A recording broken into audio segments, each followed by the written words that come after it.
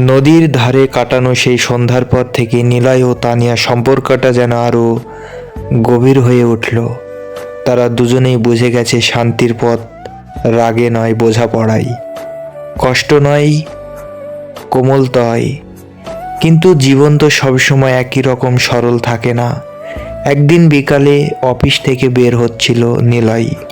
হঠাৎ তার বস তাকে ডেকে বললেন, নিলয়, আগামী 3 মাসের জন্য তোমাকে শহরের বাইরে একটা প্রজেক্ট পাঠানো হচ্ছে। খবরটা যেন মাথার ওপর আজ পড়ার মতো। 3 মাস তানিয়াকে ছাড়া। নিলয়ের মনটা চুপসে গেল। এমন একটা সময়ে যখন দুজনের সম্পর্ক ধীরে ধীরে শান্ত হয়ে উঠেছে, তখনই এমন দ্রুত। বাড়ি পৌঁছে তানিয়াকে খবরটা বলার সময় তার গলা কেঁপে যাচ্ছিল। তানিয়া প্রথমে চুপ করে রইল। তার মুখে না রাগ না দুঃখ, শুধু একটা নিঃশান্ত অভ্যস্তি। কিছুক্ষণ পর সে বলল, 3 মাস অনেক লম্বা সময়। নিলয় তাড়াতাড়ি বলল, আমি পারলে এড়িয়ে যে। নিলয়ের চলে যাওয়ার আগের রাত, আকাশে হালকা মেঘ, বাতাসে অদ্ভুত একটা ঝাপসা বিষ্ণতি। তানিয়ার ঘরের আলো যেন আজ একটু লীন হয়ে উঠেছে। নিলয় চুপচাপ বসে আছে সোফায়, সামনে রাখা ব্যাগ গোছানো প্রস্তুতি, কিন্তু আর মনটা যেন একদম প্রস্তুতি নয়। তানিয়া রান্নাঘর থেকে 2 কাপ চা এনে তার পাশে বসলো। চা কাপে ভাপ উঠছে, কিন্তু দুজনের কথার ভাব নেই, মহা নীরবতা। হঠাৎ তানিয়া ধীরে বলল, তুমি গেলে তোমার এই সব অভ্যাসগুলো আমি মিস করব। নিলয় বিস্মৃতি চোখে তাকালো। কেন অভ্যাস? তানিয়া হালকা হাসলো, রাগ করে আবারও নিজেরাই এসে ক্ষমা চাওয়ার অভ্যাস। হঠাৎ কাজের ফাঁকে কোনো কারণ ছাড়াই আমাকে আমি তোমাকে ভালোবেসে বলা, আর শান্ত হয়ে গেলে আমরা চুলে হাত বুলিয়ে দেওয়া। নিলয় চুপ করে গেল। তানিয়ার কথাগুলো তার বুকের ভেতরে এক অদ্ভুত উষ্ণতা ছড়িয়ে দিল। আমি তো দূরে যাচ্ছি তানিয়া, হারিয়ে যাচ্ছি না।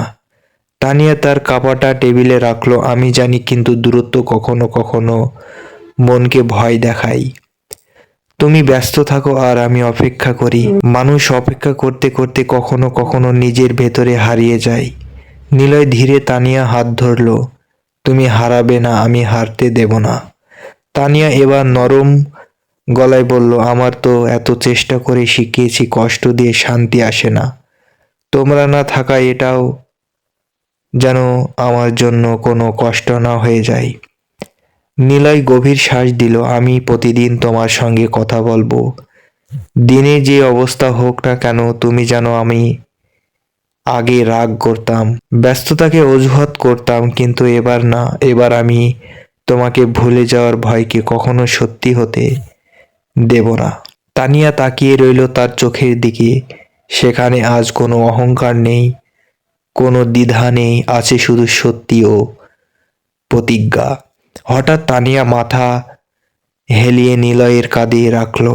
দুজনের মাঝে নীরবতা নেমে এলো, কিন্তু সেই নীরবতা ছিল নিরাপত্তার দূরত্ব নয়। কিছুক্ষণ পর তানিয়া বলল, তোমার জন্য একটা চিঠি লিখেছি। নিলয় অবাক হলো। চিঠি? তানিয়া একটি খাম এগিয়ে দিল। হ্যাঁ, কিন্তু এখন খুলবে না। যেদিন মনে হবে দূরত্ব তোমাকে কষ্ট দিচ্ছে, সেদিন খুলে পড়বে।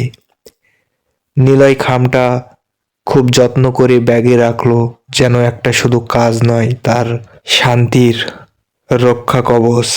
রাত বাড়তে লাগলো। দুজনেই জানালার পাশে দাঁড়িয়ে শহরের আলো দেখলো। হাওয়ার ঠান্ডা, কিন্তু তাদের হাতের স্পর্শে ছিল উষ্ণতা।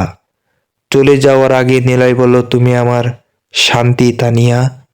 তানিয়া মৃদু হাসলো, আর তুমি আমার ভরসা। দূরত্ব যতই আসুক, তার চেয়ে শক্ত করে আমরা একে অপরকে বিশ্বাস করব। সেই মুহূর্তে মনে হলো তাদের ভালোবাসা নতুন কোনো মোড় নিচ্ছে না, বরং আরো গভীর পৌঁছে যাচ্ছে। ভোর 5টা, শহর এখনো পুরোপুরি জাগেনি। রাস্তা ফাঁকা, বাতাস ঠান্ডা। এমন ভোরে নিলয়কে বিদায় দিতে তানিয়া দাঁড়িয়ে আছে বাস স্ট্যান্ডে। নিলয়ের ব্যাগ কাঁধে, চোখে ঘুম নেই, কেবল অদ্ভুত এক টান। দুজনেই জানে সময় খুব কম, তবু তারা চায় আরো কয়েক মিনিট যেন থেকে যায়। বাস আসার পর দূর থেকে শব্দ শোনা যাচ্ছে। তানিয়া বুকটা হঠাৎ ভারী হয়ে উঠল। দূরত্ব কখনো কখনো বিদায়ের আগে এসে বসে। নিলয় তানিয়ার দিকে তাকিয়ে বলল, তুমি কাঁদছো না তো? তানিয়া হাসার চেষ্টা করলো, না, শুধু একটু ভয় করছে। কিসের ভয়? তানিয়া ধীরে বলল, দূরত্ব মানুষকে বদলে দেয়। সে মানুষটাকে পাশে পেয়ে শান্তি পেতেই যে যদি দূরে গিয়ে ব্যস্ত হয়ে সব ভুলে যাই।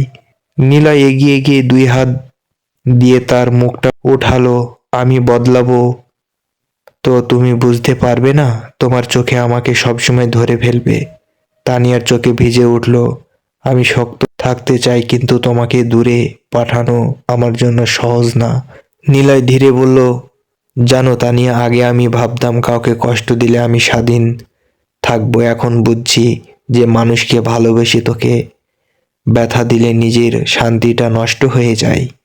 তানিয়া নিমেষে চোখ নামিয়ে ফেলল। তাই তো তোমার বদলে যাওয়ার আমার কাছে এত গুরুত্বপূর্ণ। ঠিক তখনই বাস এসে থামলো। ড্রাইভার চেঁচিয়ে বলল, বিদেশে যাচ্ছেন, উঠুন। এক মুহূর্তের জন্যই দুজনের মনে হলো সময়টা খুব নিষ্ঠুর। এমন মুহূর্তে থেমে থাকে না। নিলয়ের ব্যাগ কাঁধে তুলে নিল। তানিয়া তার হাত জোরে চেপে ধরল, যেন হাত ছাড়লেই যেন কিছু ভেঙে যাবে। আমি প্রতিদিন তোমাকে ফোন করব আর আমি অপেক্ষা করব। নিলয় একদম কাছে এসে বলল, দূরত্ব থেকে কাজ হোক, সময় হোক, কোনো কিছুই তোমাকে আমার মন থেকে দূরে রাখতে পারবে না। তানিয়া এবার আর নিজেকে সামলাতে পারল না। তার চোখে দিয়ে অশ্রু গড়িয়ে পড়ল।